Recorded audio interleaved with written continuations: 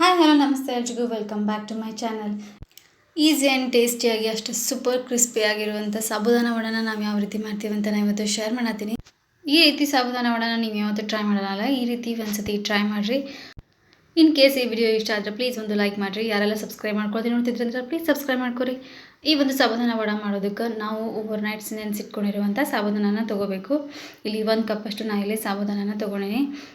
ಇದಕ್ಕೆ 2 ಆಲೂಗಡ್ಡೆನ ಚೆನ್ನಾಗಿ ಬೇಯಿಸಿ ಅದನ್ನು ತುರಿದಿಟ್ಕೊಂಡಿರೋವಂಥ ಆಲೂಗಡ್ಡೆನ ನಾನು ಇಲ್ಲಿ ತೊಗೊಂಡಿನಿ.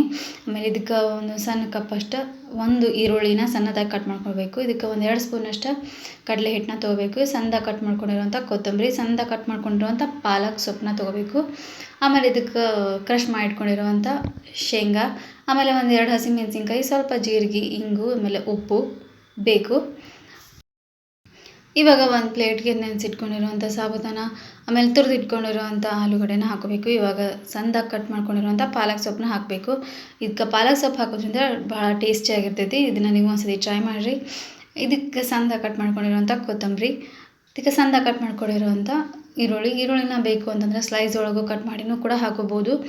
ಇದಕ್ಕೆ ಖಾರಕ್ಕೆ ತಕ್ಕಂತೆ ಹಸಿಮೆಣಸಿನ್ಕಾಯಿ, ನಾನು ಇಲ್ಲಿ ಒಂದು 3ರಿಂದ 4 ಮೆಣಸಿನ್ಕಾಯಿನ ತೊಗೊಂಡಿನಿ. ಒಂದು 2 ಸ್ಪೂನಷ್ಟು ಇದಕ್ಕೆ ಕಡಲೆ ಹಿಟ್ಟನ್ನ ಹಾಕೋಬೇಕು. ಕಡಲೆ ಹಿಟ್ಟನ್ನ ಹಾಕೋದ್ರಿಂದ ಬೈಂಡಿಂಗ್ ಸರಿಯಾಗಿ ಆಗ್ತೈತಿ ಮತ್ತು ವಡಾನು ಅಷ್ಟು ಟೇಸ್ಟಿಯಾಗಿ ಬರ್ತಾವೆ. ಇದಕ್ಕೆ ಒಂದು ಅರ್ಧ ಸ್ಪೂನಷ್ಟು ಜೀರಿಗೆನ ಹಾಕೋಬೇಕು. ಆಮೇಲೆ ಒಂದು 2ರಿಂದ 3 ಸ್ಪೂನಷ್ಟು ಶೇಂಗಾನ ಈ ರೀತಿ ಕ್ರಷ್ ಮಾಡಿ ಹಾಕೋಬೇಕು. ಇದಕ್ಕೆ ಜಾಸ್ತಿ ಸಣ್ಣದಾಗಿ ಪುಡಿ ಮಾಡಿ ಹಾಕೋಬಾರ್ದು. ಇದಕ್ಕೆ ಒಂದು ಚಿಟಿಕೆಯಷ್ಟು ಅರಿಶಿನ, ಆಮೇಲೆ ಸಣ್ಣದಾಗಿ ಕಟ್ ಮಾಡ್ಕೊಂಡಿರುವಂಥ ಕರಿಬೇವು, ಆಮೇಲೆ ರುಚಿಗೆ ಎಷ್ಟು ಬೇಕೋ ಅಷ್ಟು ಉಪ್ಪು. ಇದಕ್ಕೆ ಬೇಕು ಅಂತಂದರೆ ನಾವು ಕೆಂಪು ಖಾರನ ಕೂಡ ಹಾಕೋಬೋದು. ನೀವು ಟೇಸ್ಟಿಗೆ ತಕ್ಕಂತೆ ನಿಮ್ಮ ಖಾರಕ್ಕೆ ಬೇಕು ಅಂತಂದರೆ ನೀವು ಎಕ್ಸ್ಟ್ರಾ ಹಾಕೋಬೋದು. ಇದೆಲ್ಲ ನಾವು ಹಾಕಿ ಒಂದ್ಸತಿ ಈ ರೀತಿ ಚೆನ್ನಾಗಿ ನಾವು ಮಿಕ್ಸ್ ಮಾಡ್ಕೋಬೇಕು. ಅದು ಚೆನ್ನಾಗಿ ಬೈಂಡ್ ಆಗಬೇಕು, ವಡೆ ಮಾಡೋದಕ್ಕೆ ಬರಬೇಕು. ಆ ರೀತಿ ಇದನ್ನು ಚೆನ್ನಾಗಿ ಕಲಿಸ್ಕೊಂಡು ಇವಾಗ ಕೈಗೆ ಒಂದು ಸ್ವಲ್ಪ ಆಯಿಲ್ನ ಹಚ್ಚಿ ನಿಮಗೆ ವಡೆ ಯಾವ ಸೈಜ್ ಒಳಗೆ ಬೇಕು ಆ ಸೈಜ್ ಒಳಗೆ ನೀವು ವಡೆನ ಮಾಡ್ಕೋಬೋದು. ಒಂದು ಮೀಡಿಯಮ್ ಸೈಜಲ್ಲಿ ನಾನು ಇಲ್ಲಿ ವಡೆನ ಮಾಡ್ಕೊಳತ್ತೀನಿ. ಈ ರೀತಿ ಮಾಡಿ ಒಂದು ಸ್ವಲ್ಪ ಕೈಯಿಂದ ಈ ರೀತಿ ಪ್ರೆಸ್ ಮಾಡಿದರೆ ಆಯಿತು. ಇದೇ ರೀತಿ ಎಲ್ಲ ವಡೆಗಳನ್ನ ರೆಡಿ ಮಾಡಿ ಇಟ್ಕೋಬೇಕು. ಇದನ್ನು ಬ್ರೇಕ್ಫಾಸ್ಟ್ಗಾಗಿರ್ಬೋದು ಅಥವಾ ಲಂಚ್ ಜೊತೆ ಸೈಡ್ ಡಿಶ್ಗಾಗಿರ್ಬೋದು, ಈವ್ನಿಂಗ್ ಸ್ನ್ಯಾಕ್ಸ್ಗೆ ಇದು ಸಖತ್ ಟೇಸ್ಟಿಯಾಗಿ ಇರ್ತೈತಿ. ಇದನ್ನು ಭಾಳ ಬೇಗನೆ ಮಾಡ್ಕೋಬೋದು.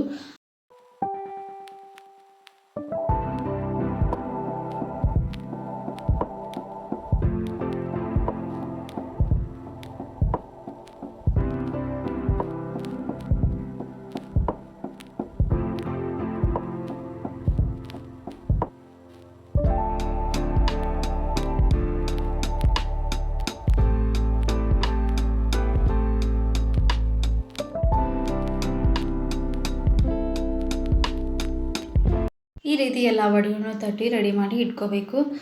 ಇವಾಗ ಆಲ್ರೆಡಿ ನಾನು ಇಲ್ಲಿ ಆಯಿಲನ್ನ ಕಾಯೋದಕ್ಕೆ ಇಟ್ಟಿದ್ವಿ. ಆಯಿಲು ಚೆನ್ನಾಗಿ ಕಾದ್ಮೇಲೆ ನಾವು ಹೈ ಫ್ಲೇಮಲ್ಲಿನ ವಡೆಗಳನ್ನ ಎಣ್ಣೆಗೆ ಹಾಕಬೇಕು. ಇದನ್ನು ನಾವು ಆಮೇಲೆ ಮೀಡಿಯಮ್ ಫ್ಲೇಮ್ ಒಳಗಿಟ್ಟು ಇದು ಚೆನ್ನಾಗಿ ಗೋಲ್ಡನ್ ಕಲರ್ ಬಂದು ಕ್ರಿಸ್ಪಿಯಾಗಿ ಬರಬೇಕು. ಆ ರೀತಿ ಇದನ್ನು ಚೆನ್ನಾಗಿ ಫ್ರೈ ಮಾಡ್ಕೋಬೇಕು. ಮೀಡಿಯಮ್ ಫ್ಲೇಮ್ ಒಳಗಿಟ್ಟು ಇದನ್ನು ಹೈ ಫ್ಲೇಮ್ ಒಳಗಿಟ್ಟು ನಾವು ಫ್ರೈ ಮಾಡಿದ್ವಿ ಅಂತಂದರೆ ಅದಿನ್ನೂ ಚೆನ್ನಾಗಿ ಬೆಂದಿರೋದಿಲ್ಲ. ಅದಕ್ಕೆ ನಾವು ಇದನ್ನು ಮೀಡಿಯಮ್ ಫ್ಲೇಮ್ ಒಳಗಿಟ್ಟು ಚೆನ್ನಾಗಿ ಫ್ರೈ ಮಾಡ್ಕೋಬೇಕು.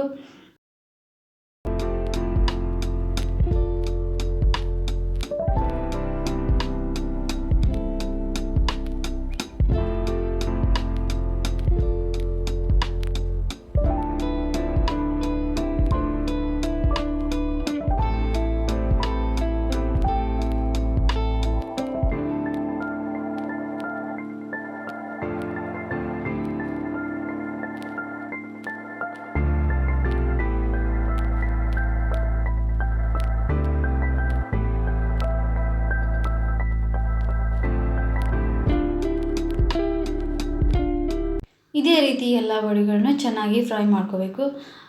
ಈ ವಡೆ ಜೊತೆ ಕೊಕೊನಟ್ ಚಟ್ನಿ ಆಗಿರ್ಬೋದು, ಇಲ್ಲ ಅಂತಂದರೆ ಸಾಸ್ ಆಗಿರ್ಬೋದು, ಇದು ಮೊಸರು ಜೊತೆನೂ ಅಷ್ಟು ಟೇಸ್ಟಿಯಾಗಿನೇ ಇರ್ತೈತಿ. ಮೊಸರಿಗೆ ಸ್ವಲ್ಪ ಉಪ್ಪು, ಆಮೇಲೆ ಒಂದು ಚಿಟಿಕೆಯಷ್ಟು ಸಕ್ಕರೆ ಹಾಕಿ ಒಂದು ಮೇಲೆ ಸ್ವಲ್ಪ ಖಾರದ ಪುಡಿನ ಹಾಕಿ ಈ ರೀತಿ ಸರ್ವ್ ಮಾಡಿದರೆ ಅದು ವಡೆ ಜೊತೆ ಸಖತ್ ಟೇಸ್ಟಿಯಾಗಿರ್ತೈತಿ. ನೀವು ಇದನ್ನು ಟ್ರೈ ಮಾಡಿರಲಿಲ್ಲ ಅಂದರೆ ಒಂದ್ಸತಿ ಟ್ರೈ ಮಾಡಿರಿ. ಇಲ್ಲ ಅಂತಂದರೆ ಸಾಸಸ್ ಜೊತೆ ಆಗಿರ್ಬೋದು, ಚಟ್ನಿ ಜೊತೆ ಆಗಿರ್ಬೋದು, ಅಷ್ಟು ಟೇಸ್ಟಿಯಾಗಿರ್ತೈತಿ. ನೀವು ಒಂದ್ಸಲ ಈ ವಡೆನ ನಿಮ್ಮ ಮನೆಯೊಳಗೆ ಟ್ರೈ ಮಾಡಿರಿ. ಅದು ಹೆಂಗೆ ಬಂತಂತ ಪ್ಲೀಸ್ ಕಮೆಂಟ್ ಸೆಕ್ಷನ್ ಒಳಗೆ ತಿಳಿಸ್ರಿ. ಯಾರೆಲ್ಲ ಸಬ್ಸ್ಕ್ರೈಬ್ ಮಾಡ್ಕೊಳ್ಳದೆ ನೋಡ್ತಿದ್ದೀರಿ ಅಂದರೆ ಪ್ಲೀಸ್ ಸಬ್ಸ್ಕ್ರೈಬ್ ಮಾಡ್ಕೊರಿ. ಪಕ್ಕದಲ್ಲಿರುವಂಥ ಬೆಲ್ಲೈಕನನ್ನು ಕ್ಲಿಕ್ ಮಾಡಿರಿ. ಇದರಿಂದ ನಾ ಮಾಡೋ ಪ್ರತಿಯೊಂದು ವಿಡಿಯೋದ ನೋಟಿಫಿಕೇಷನ್ ಫಸ್ಟ್ ನಿಮ್ಗೆ ಬರ್ತೈತಿ. ಎಷ್ಟೊಂದು ಜನ ಸಬ್ಸ್ಕ್ರೈಬ್ ಮಾಡ್ಕೊಳ್ತೀನಿ ನೋಡ್ತೀರಿ, ಪ್ಲೀಸ್ ಸಬ್ಸ್ಕ್ರೈಬ್ ಮಾಡ್ಕೊರಿ. ಹೋಪ್ ಈ ಒಂದು ರೆಸಿಪಿ ವಿಡಿಯೋ ನಿಮ್ಗೆ ಇಷ್ಟ ಆಗಿದೆ ಅಂತ ಅನ್ಕೊಳ್ತೀನಿ. ಇಷ್ಟ ಆಗಿದೆ ಅಂದರೆ ಪ್ಲೀಸ್ ಒಂದು ಲೈಕ್ ಮಾಡಿರಿ, ಶೇರ್ ಮಾಡಿ, ಸಬ್ಸ್ಕ್ರೈಬ್ ಮಾಡ್ಕೊರಿ. Thanks for watching and keep watching.